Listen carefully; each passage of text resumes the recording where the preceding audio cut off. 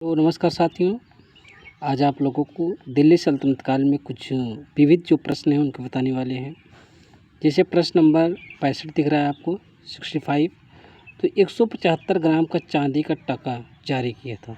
ध्यान देना है कि चांदी का टंका नामक सिक्का जो है इसने प्रचलित किया था। दिल्ली सल्तनत में सर्वप्रथम चांदी का टका नामक सिक्का इल्तुतमिश ने प्रचलित किया था। तो इसका ऑप्शन क्या हो जाएगा? ए हो जाएगा।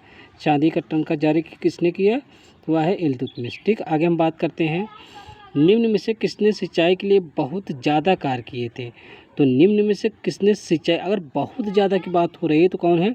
फिरोज शाह तुगलक है। कारण यह है कि इसने जो है अपने जीवन काल में सर्वाधिक जो है नहरों का निर्माण करवाया था। ठीक, आगे हम बात करते हैं। इक्ता था, इक्ता क्या था? तो सेना का उदारदान गलत है। प्रशासनिक सुविधा, ब्राह्मणों को भूमि का दान, उपर्युक्त में से कोई नहीं। तो इसमें क्या है? प्रशासनिक सुविधा होता था, जिसमें क्या है सैनिकों को एक प्रांत दे दिया जाता था और वहाँ पर अपने खर्च के साथ साथ अपने सैनिकों और वहाँ जितनी व्यवस्थाएं होती थी वो संभालते थे।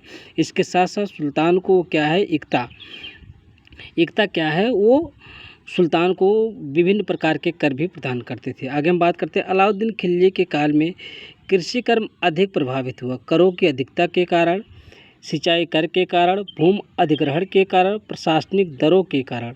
तो सबसे मुख्य बात क्या है इसमें? भूमि अधिग्रहण के कारण जो है अलाउद्दीन खिलजी के शासनकाल में कृषि कर्म अधिक प्रभावित हुआ था। ठीक, आगे हम बात करते हैं। प्रारंभिक हिंदी लेखकों में निम्न में से कौन सा प्रसिद्ध था? तो प्रारंभिक हिंदी लेखकों की बात करते हैं तो कौन है? चंद बरदाई है। ठीक, आगे हम बात करते हैं।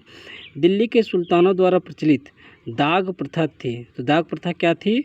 घोड़ों को दागने की प्रथा।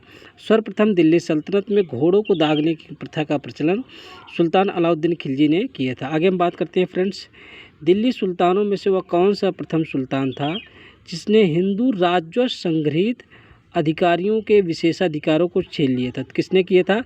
अलाउद्दीन खिलजी ने। अलाउद्दीन खिलजी ने अपने जीवन काल में जो है खूत, मुकदम और चौधरी जो ग्राम के राजस्व अधिकारी होते थे उनके अधिकारों को उसने क्या किया? हनन कर लिया। ठीक, आगे हम बात करते हैं। अमीर खुसरो कहाँ पैदा हुआ था? कौन है? पटियाली। ध्यान समझना, पटियाली में से उत्तर प्रदेश के एटा ज़िला है, वहाँ पर क्या है? पटियाली नामक स्थान है। तो वहीं पर अमीर खुसरो का जन्म जो है 1253 ईस्वी में हुआ था। ठीक, आगे हम बात करते हैं। खजाइन उल फुतूह के लेखक कौन है? तो स्वाभाविक बात है इसके लेखक सभी को ज्ञात होना चाहिए, अमीर खुसरो है। ठीक, धन्यवाद दोस्तों, आगे की वीडियो हम जल्द बनाएंगे।